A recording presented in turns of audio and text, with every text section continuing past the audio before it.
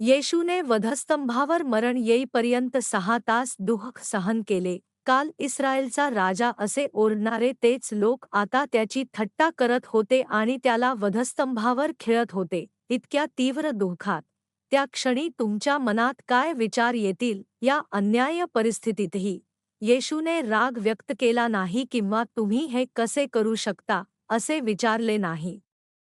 उलट त्याने शेवटपर्यंत आत्म्यांसाठी प्रेमाची घोषणा करण्यासाठी आपली शक्ती ओतली.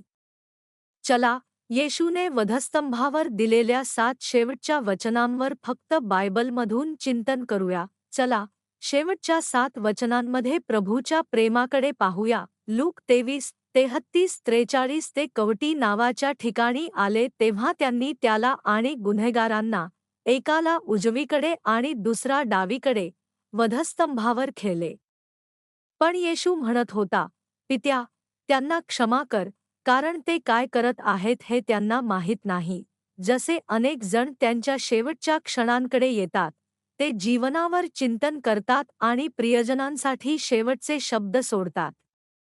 त्याचप्रमाणे वधस्तंभावर मृत्युमुखी पडण्यापूर्वी येशूने 7 अंतिम विधाने केली, ज्यांना 7 शेवटचे शब्द म्हणून ओळखले जाते. तारणाचा मार्ग पूर्ण करताना उच्चारलेल्या या शब्दांचा आध्यात्मिक अर्थ काय आहे? आज आपण या शब्दांपैकी पहिला आणि दुसरा शब्द पाहू. पित्या, त्यांना क्षमा कर, कारण ते काय करत आहेत हे त्यांना माहीत नाही. देवाचा पुत्र येशू केवळ आपल्या पापांमुळे शापित लाकडी वधस्तंभावर खिळला गेला.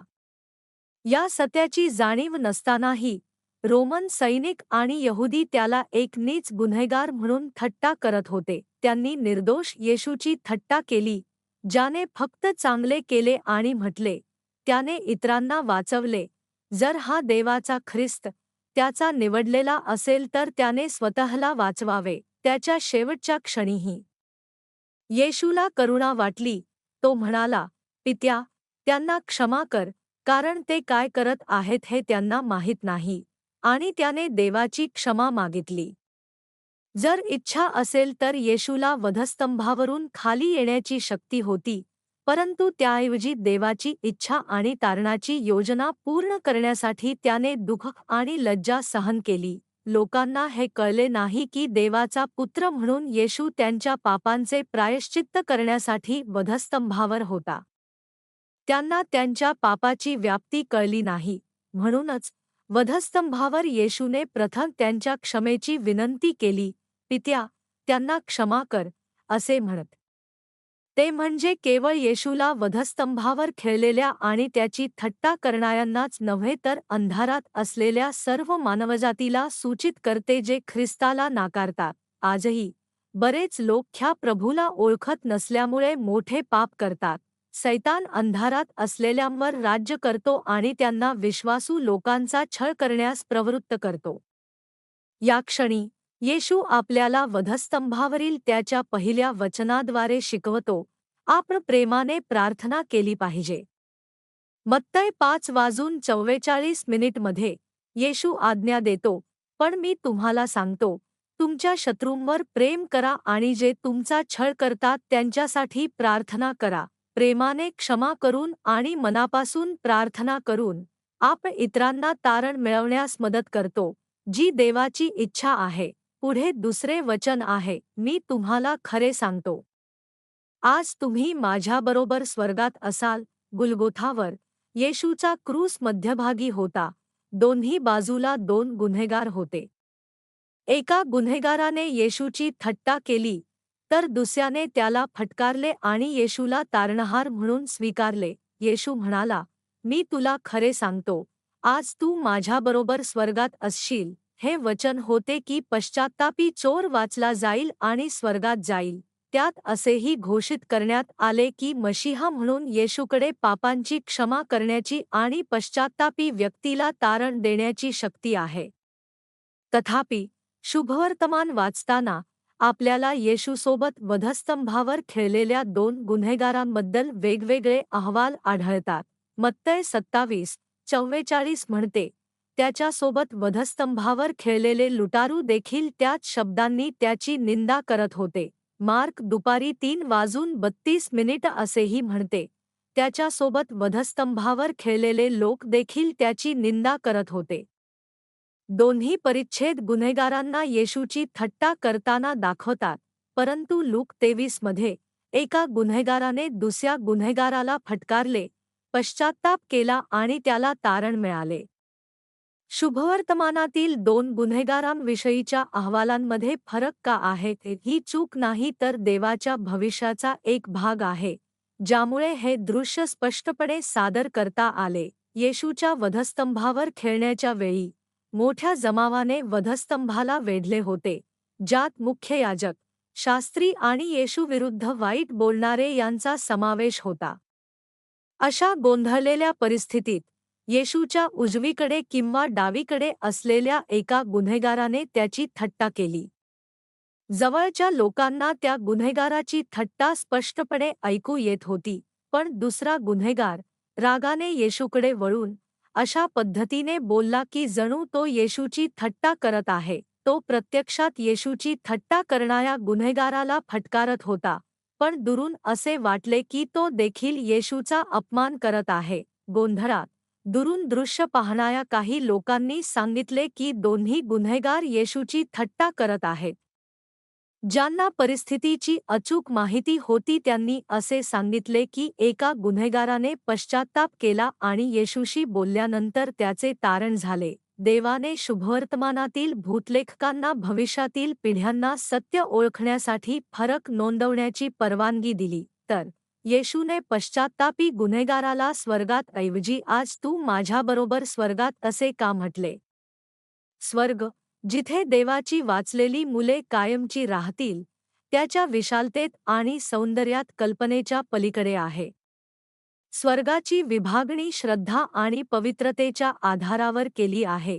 प्रत्येक ठिकाणी आनंद आणि वैभवाचे वेगवेगळे स्तर आहेत. उदाहरणार्थ, जर प्रभूसाठी आपले जीवन देणारा प्रेषित पौल आणि पश्चात्तापी गुन्हेगार यांना समान बक्षीस मिळाले तर देवाला न्याय्य कसे मानले जाऊ शकते? देव त्याच्या तारण पावलेल्या मुलांची पवित्रता आणि ख्रिस्तासारखीता यानुसार स्वर्गात वेगवेगळी ठिकाणे नियुक्त करतो.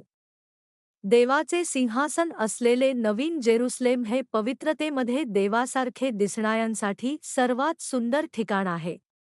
याउलट, स्वर्ग हे सर्वात खालचे स्थान आहे, जे लज्जास्पद तारण असलेल्यांसाठी राखीव आहे. या लोकांनी पापाविरुद्ध लढण्याऐवजी केवळ प्रभूला स्वीकारले, किंवा त्यांनी देवाच्या राज्यासाठी परिश्रम केले नाही.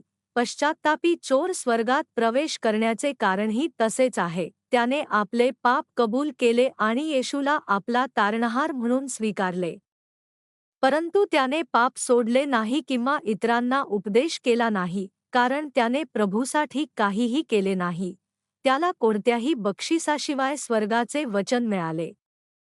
जेव्हा येशू म्हणाला, आज तू माझ्याबरोबर स्वर्गात असशील, तेव्हा याचा अर्थ असा नाही की येशू गुन्हेगाराबरोबर स्वर्गात असेल. येशू देवाच्या उजवीकडे बसलेला आहे, राजांचा राजा आणि प्रभूंचा प्रभू. येशू केवळ स्वर्गावरच नव्हे तर संपूर्ण स्वर्गावर राज्य करतो, म्हणूनच त्याने हे शब्द म्हटले.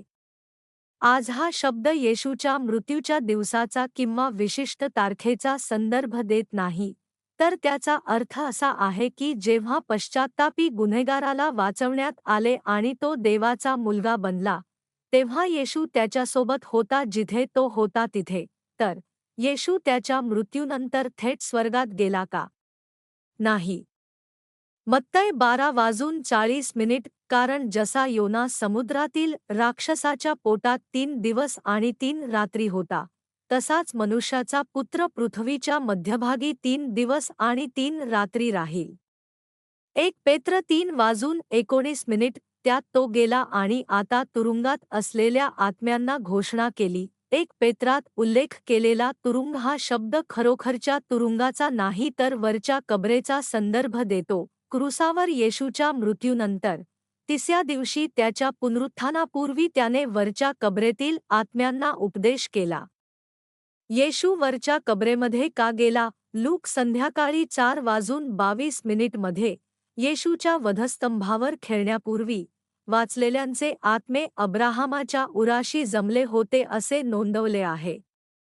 ही जागा वरची कब्र आहे, असे लोक देखील होते ज्यांनी जुन्या किंवा नवीन कराराच्या काळात मृत्यूपूर्वी कधीही सुवार्ता ऐकली नव्हती. यापैकी काही लोक त्यांच्या चांगल्या विवेकानुसार जगले आणि तारणासाठी त्यांचा न्याय झाला. येशूच्या मृत्यूनंतर तो सुवार्तेचा प्रचार करण्यासाठी वरच्या कबरेकडे गेला. त्याच्या जन्म, मृत्यू आणि त्याने केलेल्या सर्व गोष्टींद्वारे येशूने त्याच्या दैवी योजनेत मानवतेसाठी देवाचे प्रेम प्रदर्शित केले. आपण वधस्तंभावरील प्रेम ओळखून चांगल्या स्वर्गासाठी प्रयत्न केले पाहिजेत, सुवार्तिकतेत अधिक परिश्रम केले पाहिजेत जेणेकरून अधिक लोकांचे तारण होईल. मला तुमच्यासाठी प्रार्थना करू द्या. प्रिय स्वर्गीय पित्या, तुम्ही आम्हाला आमच्यासाठी प्रभू दिला आणि वधस्तंभावरील त्याचे मरण, त्याच्या कबुलीजबाबातील प्रत्येक शब्द आमच्यासाठी प्रेम आणि महान कृपा होता. ही कृपा मिळाल्यानंतर आता आम्हाला त्याच्या शब्दांचा आध्यात्मिक अर्थ समजू द्या. ज्यांनी आम्हाला दुखावले त्यांना क्षमा करण्याचे प्रेम आम्हाला द्या. तू आम्हाला वाचवले आहेस आणि स्वर्ग देऊ केला आहेस, म्हणून आम्हाला पश्चात्तापी गुन्हेगाराच्या स्वर्गाचा पाठलाग करण्यास मदत कर. तर नवीन जेरुसलेम, सर्वात सुंदर स्वर्ग, जिथे तुझे सिंहासन आहे, आम्ही तुझ्यासोबत शाश्वत प्रेम सामायिक करणारे धन्य संत बनू. आम्ही तुझ्या महान प्रेमाबद्दल प्रेम करतो आणि धन्यवाद देतो. आमच्या प्रभू येशू ख्रिस्ताच्या नावाने मी प्रार्थना करतो. आमेन.